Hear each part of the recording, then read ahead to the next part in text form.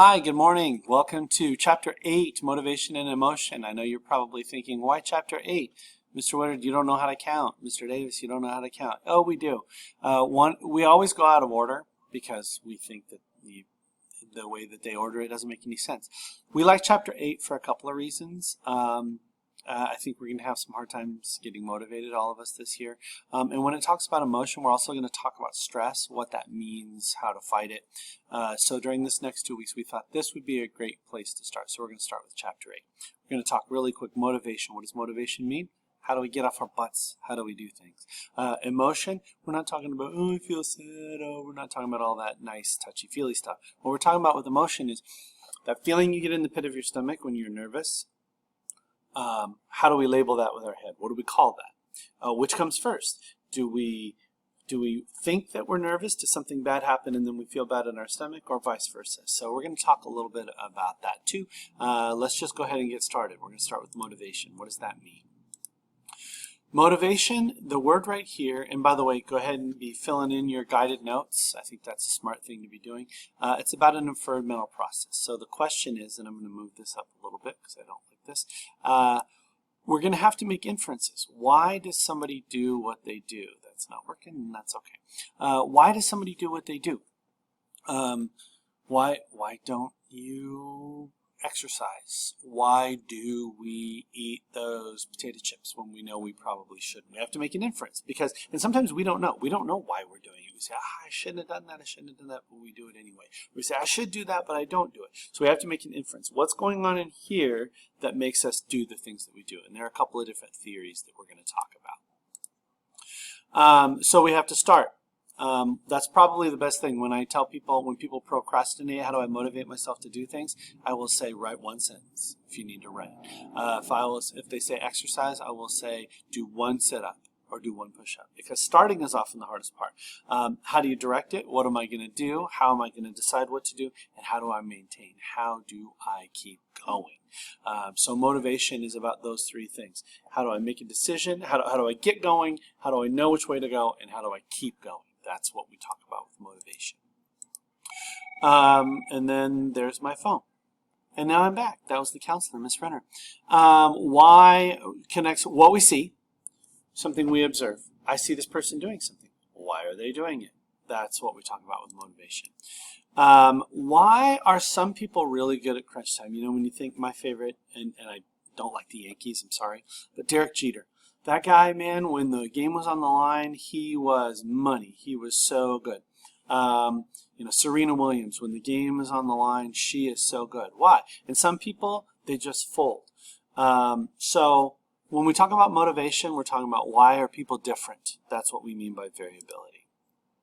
Why do some people persevere despite adversity? I know a friend of mine, was raised in a lot of foster homes, and he is a wonderful family man. He has a good job. He's just a decent guy. Why do some people do that, and why do some people not? That's what we're kind of trying to figure out with motivation. And then biology, I'm going to go back a little bit. Biology to behavior. I'm going to try to move this down. There we go, so you can see it. Because a lot of times we do things, hunger. Has anybody ever been hangry? Yeah, I thought so. So if you've been hangry, you know that sometimes you do things that you wouldn't normally do. You are motivated to do something that you wouldn't normally do because of hunger. Okay, so that's what we're looking at with motivation. We're going to talk about drives. We're going to talk a little bit about drives.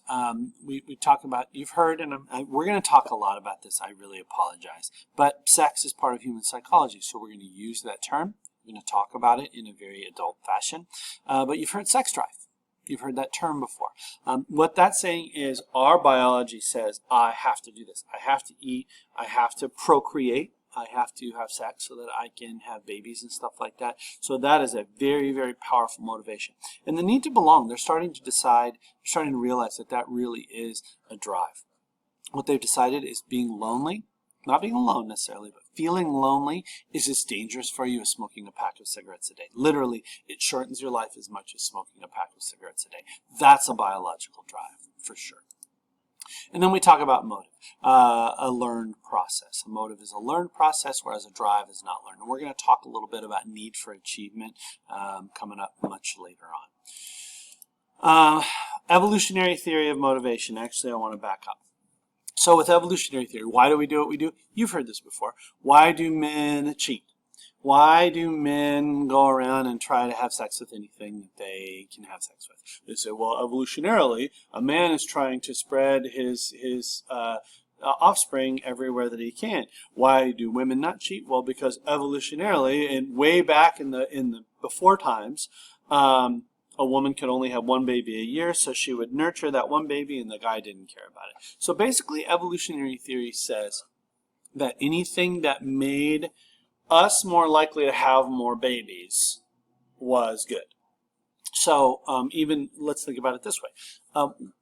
And again, I'm sorry we're talking about sex, but that's just what we're going to talk about. Why do men like women who are more shapely, who maybe have bigger hips, maybe have bigger breasts? Why do women like men who are powerful and maybe who have strong jaws and have, stubble all over their face? Well, all those things that I talked about for a man, that demonstrates high testosterone.